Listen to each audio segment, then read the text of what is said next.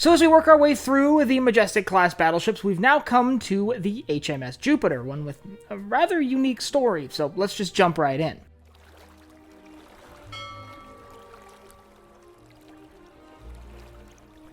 So the HMS Jupiter was built at J&G Thompson in Clyebank, which is actually notable for building several ocean liners, particularly for the Cunard line, but that's a different story. And she was launched on November 18th, 1895. However, she wasn't finished in Clyebank. In February of 1897, she was transferred to Chatham Dockyard, where she would be completed and commissioned in May of that same year, 1897. One of her first assignments out of the Chatham Dockyard would be to be present at the Spithead Naval Review for Queen Victoria's Diamond Jubilee in June of 1897. Following that, she'd begin making a few stops around the UK as sort of like a welcome to the fleet tour, including stopping off in several ports in Ireland, most notably Cork, before returning to the UK in 1902 to be present at the Coronation Fleet Review for King Edward. That same year, she'd be sent to the Mediterranean, where she'd take part in several operations near Crete, before returning to the UK and being placed in the Channel Fleet. But in 1905, that big fleet reorganization happened and everything got jumbled, and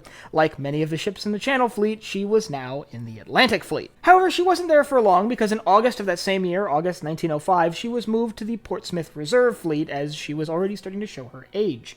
Like many of the pre-Dreadnought battleships at this point, they were starting to look really inferior to the newer, more modern battleships. Things like the Dreadnought, which is right on the horizon, and all of these, as they're called, all-big gun battleships, making these older, more varied pre-Dreadnought battleships seem a little bit more dated, and as such, a lot of them were starting to be pulled from their frontline positions, the Jupiter being one of them. She would basically remain in the Portsmouth Reserve Fleet all the way up to World War I, but there is a notable occurrence in this period of time. She had two major refits, one from 1909 to 1910, and another from 1911 to 1912, where she received many major updates, actually, but one of the most notable ones is she actually received a fire control center for her main battery, bringing her somewhat up to snuff with some of the newer battleships, allowing her to more effectively coordinate fire between her two main turrets. However, this wasn't to put her into combat service. This is for the purpose of using her as a training ship to train gunnery crews to work on newer battleships, which is exactly what they did. She would continue to serve as a training ship until the outbreak of World War I.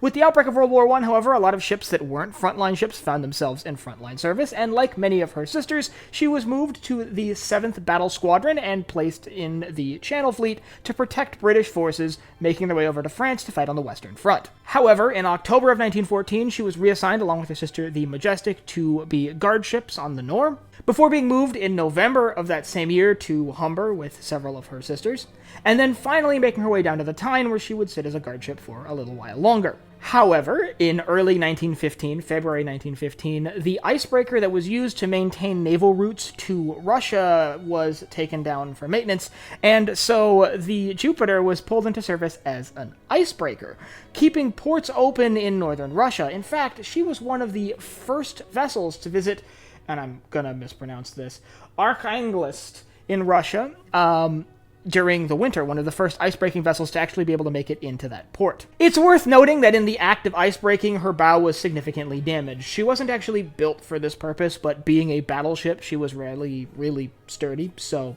this was a function that she could serve. But with the conclusion of her work in Russia, she was returned to the UK, her bow was repaired, and then she was sent to the Mediterranean.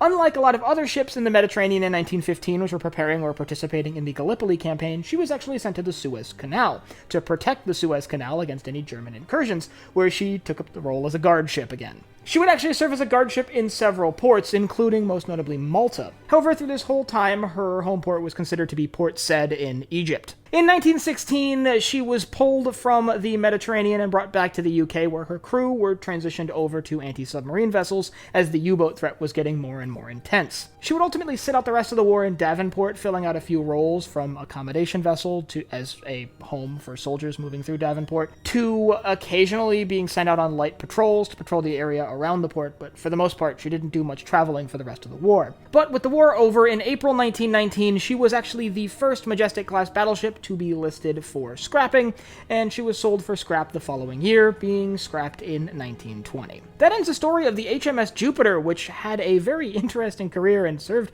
most notably as an icebreaker, so very different from her sisters, which spent a lot of time as guard ships. Not that she didn't, but the icebreaker thing is fairly unique. If you'd like to learn more about the Jupiter's sisters or what made the Majestic-Class so unique, I'll leave a link up here to a playlist I'm building all about the Majestic-Class so you can learn more about this class of British pre-dreadnought battleships. And if you enjoyed this video, remember to head down below, hit the like button, the subscribe button, and the bell icon so you get notified when I upload new videos. So for Barbettes and Binnacles, I'm Colin, and I will see you next time.